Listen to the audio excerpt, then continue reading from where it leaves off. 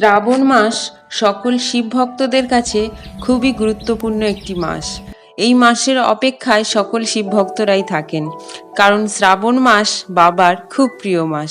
আমার এই প্রতিকৃতিটি শ্রাবণ মাসকে ঘিরে একটি ঘটনাকেই অবলম্বন করে। এই মাসে সকল শিব ভক্ত বাবার মাথায় জল ঢালেন। এর অনেক কারণ আছে, তার মধ্যে একটি কারণ হলো এই শ্রাবণ মাসেই সমুদ্র মন্থন হয়েছিল। দুধের সমুদ্রে মন্দার পর্বতকে দণ্ড হিসাবে ও শিবের ঘাড়ে বসবাসকারী বাসুকী নাগকে দড়ি হিসাবে ব্যবহার করা হয়েছিল এই মন্থনে। এই মন্থনে দেবতা রাক্ষস অংশগ্রহণ করেছিল। দেবতারা বাসুকী নাগের লেজের দিকটা এবং রাক্ষসেরা মাথার দিকটা ধরেছিল। এই টানাটানির সময় বাসুকী নাগের মুখ থেকে বেরিয়ে আসে বিষ, যে বিষের কারণে দেবতা রাক্ষস এই ত্রিজগতে অবস্থা বিপন্ন হয়ে পড়ে।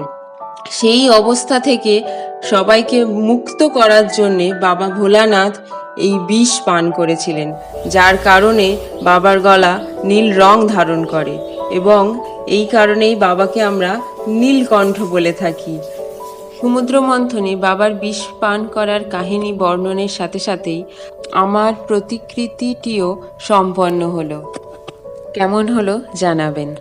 বাবা মহাদেব সৃষ্টিকে রক্ষা করার জন্যে নিজেকে যে কষ্টের মধ্যে ঠেলে দিয়েছিলেন, সেই কষ্ট থেকে বাবাকে রক্ষা করার জন্যে মা পার্বতী বাবা মহাদেবের কণ্ঠে হাত দিয়েছিলেন, যাতে এই বিষ সারা শরীরে না প্রবেশ করে শুধুমাত্র কণ্ঠেই থাকে।